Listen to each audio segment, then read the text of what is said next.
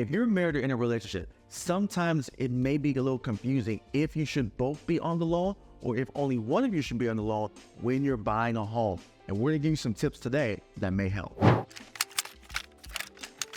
So when you're buying a home and you're in a relationship, it's awesome, right? Because you have two people who are able to combine their resources, combine their accolades and everything that they've done to impress the bank to qualify to get the type of home that they want. But sometimes there are some downsides to having both partners on the loan. Now, regardless, whether both partners are on the loan or not, sometimes the issue comes up. If anything were to happen, who has rights to what? If you're in a community property state, then you're good either way. One person can be on the loan, but no matter what, if you're married, you both have to be on the deed if you're in a community property state. And if you're not, well, you're not, and you may want to ask some questions. But let's get into the reasons that you may consider both not being on your home loan.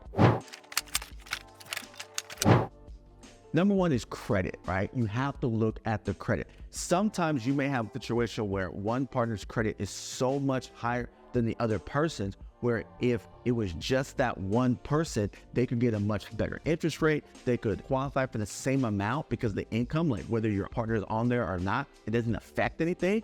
But if they're there by themselves, they get a better interest rate, they get a better monthly payment. Maybe they qualify for some other incentive or grant programs to purchase the home for down payment or closing cost assistance. And so credit may be a reason why the lender recommends to you not having both of you on the home loan.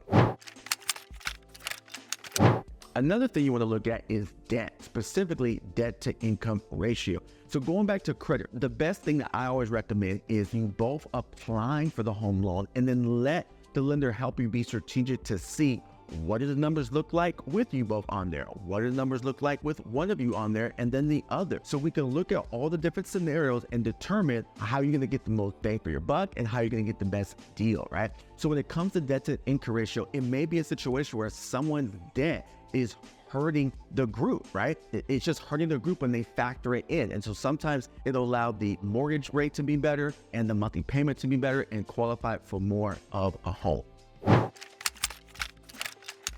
And then the third thing is being strategic. Sometimes it just pays to be strategic. Let's say you have a 2-year vision or a 3-year vision or a 5-year vision, and you know what you want to do in your relationship or as a family.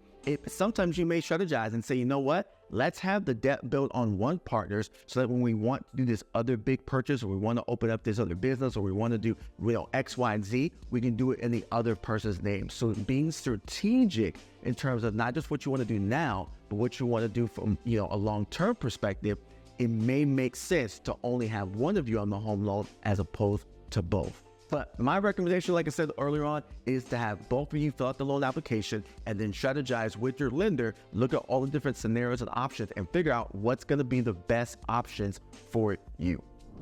Thank you so much for watching this video. Don't forget to subscribe and hit the like button. Keep following us. We have more great content for you. Hope we'll engage with you soon. Appreciate you.